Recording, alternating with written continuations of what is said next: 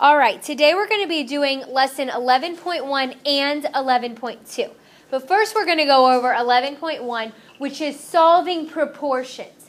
Now, what a proportion is, and you may have seen these before, is two fractions that are equal to one another. So a good example of a proportion could be something like 1/2 is equal to 3/6.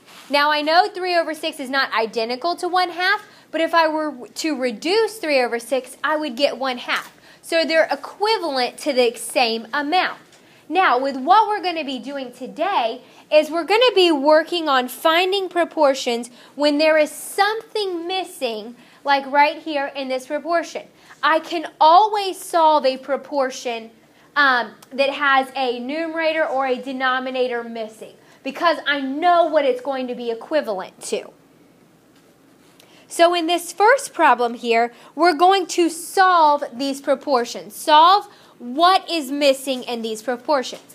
And the way that we're going to do that is called the cross product property. Or another word for that would be cross multiplication.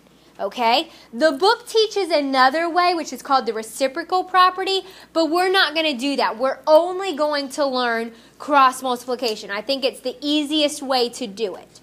All right? When you are doing cross multiplication, this is exactly what you do. You are going to take what is across from each other or diagonal and multiply that. So in this case, I have 5 times x, which is going to be 5x. Now, what is very important about a proportion that you cannot forget about is this equal sign right there. That's what makes it a proportion because it's equivalent to one another. So what you're going to do is once I multiply what's diagonal from each other, I'm going to put the equal sign there.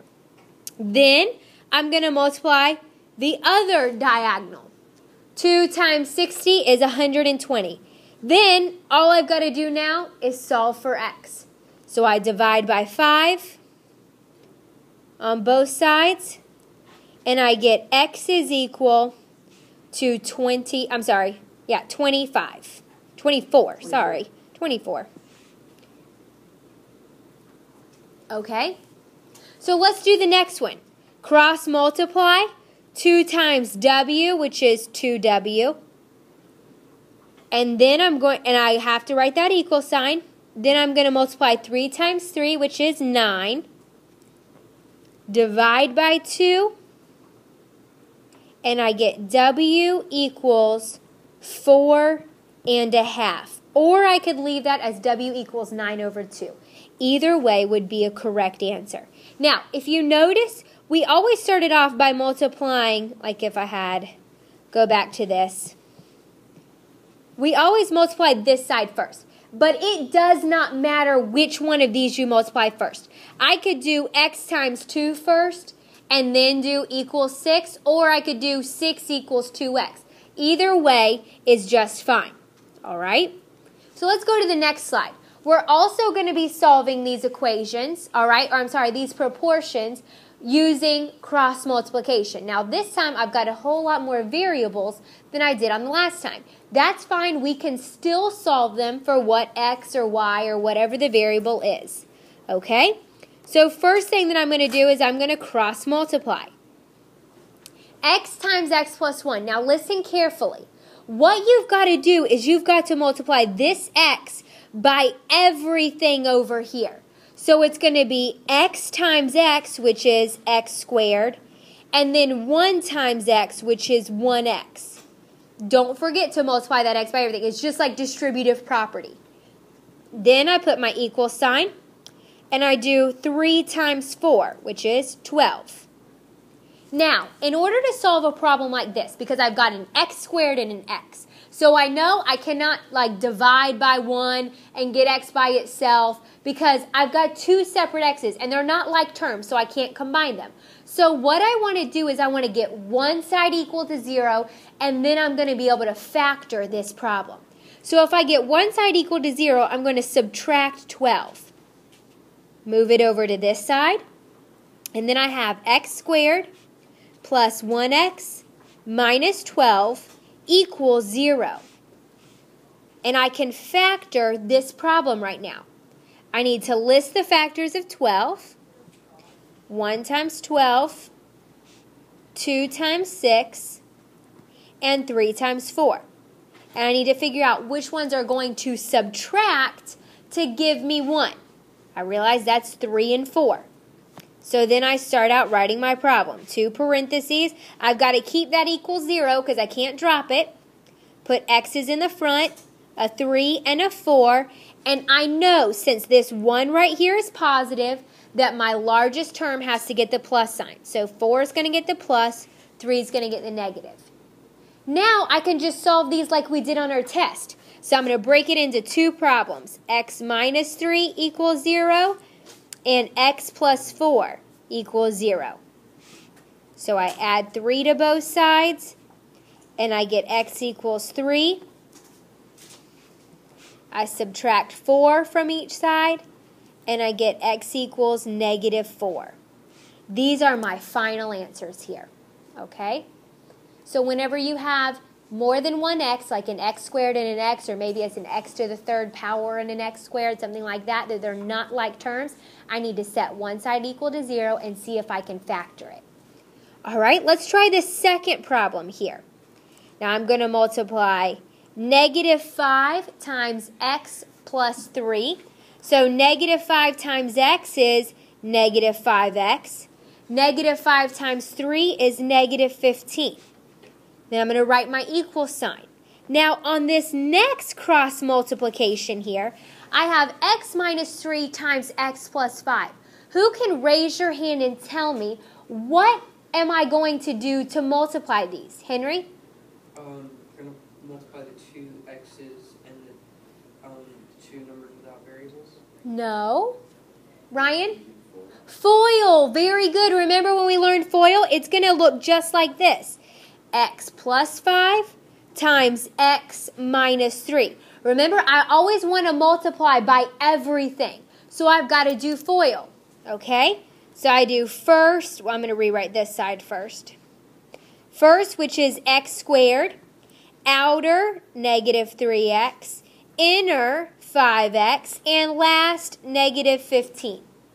I want to go ahead and combine like terms over on this side. So I'm going to have positive 2x minus 15. Now, same exact scenario here. I have an x squared and an x. So, I can't just solve for x automatically because they're not like terms. I can't combine them. So, I've got to get one side equal to 0. So, what I can do is I can add 15 to both sides. Come over here, add it with its like term. What's going to happen when I add 15 to negative 15? It cancels out. Basically, that equals 0. So I don't even need to write it. Now, what should I do to move this negative 5x over? Tristan? Add 5x. Very good. So I add 5x here. I come over to its like term, add 5x, and I get 0 equals x squared plus 7x. Now, I look at this and I go, okay, I cannot factor this because I don't have a c. Anytime you don't have a c, you cannot factor a problem. So I ask myself, okay, maybe it's the difference of 2 squares because I have 2 terms. Okay, let's look at that. First of all, the word difference. Is this a difference problem? No, because it's not minus, so can't do that. What's the only type of thing that we learned yesterday that I could do here? Look at both of these terms. What do they have in common? X. So I can take out a greatest common factor. Okay, I can't do the square root because I could do the square root of this, but then what's the square root of 7x? 7x. There is no such square root because it's not squared. Okay, so I just want to take out the greatest common factor, which is x. Now what's in parentheses is going to become x plus 7. Now this looks like a problem I can solve. Remember, we had these on your test too. So I could write x equals 0. That's one of my answers. And now I can write x plus 7 equals 0. Subtract 7 and get x equals negative 7. How'd you get x equals 0? Because this x right here on the outside has to be set equal to 0 as well. So you automatically have 1, 0. Mm-hmm. Okay. Now let's do this last problem here. And this last problem is a little different, so I want to make sure that you're paying attention to this. All right, we start off and we cross multiply just like we would always do. 2 times y squared is 2y squared. 2 times negative 9 is negative 18. Put my equal sign. Then again, I'm going to have to FOIL here. So y times y is y squared. Y times negative 3 is negative 3y.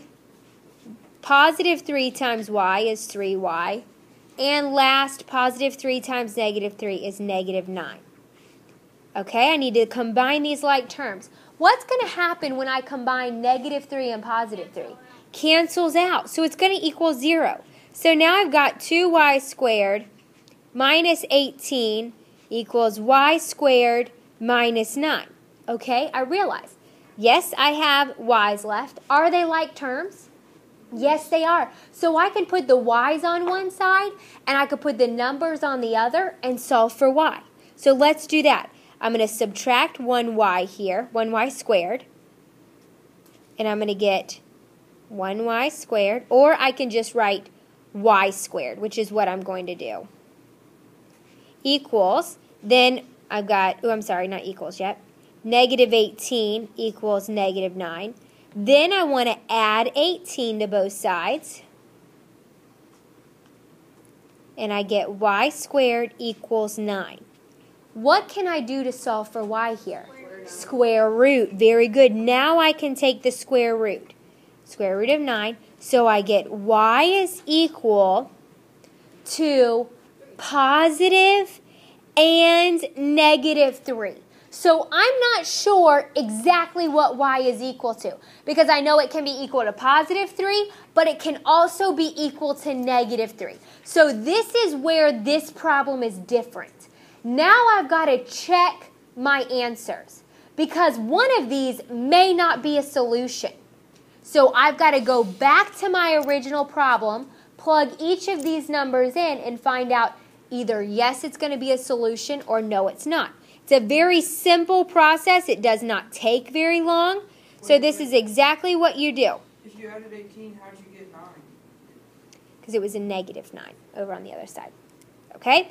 All right, so I'm going to plug in a positive 3 first. I'm going to look at my original problem, and I have y squared, so I'm going to plug in 3 squared minus 9 over 3 plus 3, and it equals 3 minus 3 over 2. All right, let's check it out. 3 squared is 9. 9 minus 9 is 0. Over 3 plus 3 is 6. 3 minus 3 is 0 over 2. Any fraction with a numerator of 0 equals 0. So 0 equals 0. So is y equals positive 3 a solution? Yes, it is. All right, so I know that this is one of my answers. Now I've got to check negative 3 and see if that's going to be a solution. All right, so I do the exact same thing. Negative 3 squared minus 9 over negative 3 plus 3 equals negative 3 minus 3 over 2. Negative 3 squared is 9. 9 minus 9 is 0. Over negative 3 plus 3 is 0. Negative 3 minus 3 is negative 6 over 2. So now I've got 0 equals negative 3. Is that a solution? Isn't it undefined? No, it's not. It is going to be 0, okay? Anyways, the negative 3 is not going to be a solution. So therefore, my only answer is y equals positive 3. I cannot box this in and say it's my answer, because it is not true. Y is not equal to positive and negative 3. That's why you have to check problems like this. Now, the other ones we didn't have to check because I got an exact answer. I got that y was equal to 4 or y was equal to 2. I knew what x or y was equal to. But on this one, I did not know exactly what it was equal to, so I had to check it out. Okay? All right, we're going to move on now to 11.2, which is working with percentage problems. And 11.2, we are going to solve these problems the exact same way we did 11.1 with cross-product property. Okay, with percentage problems. They're basically like mini word problems. They're just one sentence long, and they're asking you to find either a percentage of a number or what number is this percent, okay? And what I'm going to do is, if I were to tell you, I am 60% sure today that it is going to rain. I'm 60% out of what? 100. Anytime I have a percentage, it's always out of 100. So I can make these percentage problems into proportion problems. Okay, so anytime I see a percentage, I automatically know I can write it over 100. And when I have a fraction is always written, the part is over the whole. So if I said I had 3 out of 4 quarters, I would put 3 on the top of the fraction over 4, because 4 is the whole out of 4 quarters, but I only have 3, which is my part. So a fraction is always written the part over the whole. So this is how we're going to solve these. Automatically, I look for percentages.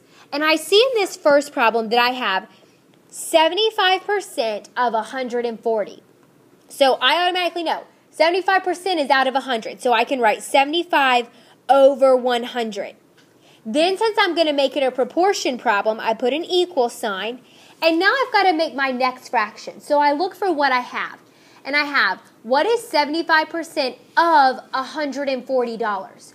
So is 140 my part or my whole? The whole. So I'm going to put it on the bottom. Now, I do not know what number is 75% of 140, so I put an X up there. And that's all you got to do is solve. So now we're going to do cross multiplication. X times 100 is 100X. 75 times 140 is 10,500. So now I divide. Divide by 100. And I get X is equal to $105. I cannot forget that unit sign right there, because I'm not looking for 105, I'm looking for $105. All right, let's do this next one. They're asking us, 26 is 40% of what number? What do you automatically see there that you need to pick out? You know you could write it as a fraction. Over, what is going to be over 100? 40%, so I'm going to write 40 over 100. Very good. Equals, then I look for what I have left, 26. Is 26 in this problem the part or the whole? The part, so I put it on top. And I put over X because I don't know what the whole is. I know that 26 is 40%, but I don't know 40% of what number. So then I cross multiply. 26 times 100 is 2,600 equals 40 times X, which is 40X, and I divide by 40. And I get X is equal to 65. Now I look at this problem and I realize it doesn't have any kind of unit with it. It's not money, it's not a percent, so I just know 26 is 40% of 65. All right, let's do this last one. 48 is what percent over 160? First of all, I'm looking for my percentage. Are you seeing any percentage in this problem? No. So I automatically know, okay, that's what I've got to find. So I'm going to put X over 100. No matter what, look at every single one of these problems. Every single one of these problems has 100 in it. You will always have that. It will never be anything different. So when I don't know what my percentage is, I put X over 100.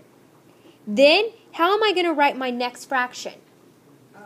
48 over 160. 48 over 160. Very good. Cross multiply, I get 160X equals 4,800. Because I cross multiply here. Divide by 160, and I get X equals 30. But what was I looking for? Percent. So I have to have my percentage sign there. X is equal to 30%. Anytime you have an x over 100, automatically know my answer is going to be a percent. I cannot forget that percent sign or it will not be correct. Okay? That's how you always work percentage problems. So what we've learned today is cross multiplication in chapter 11.1 and 11.2.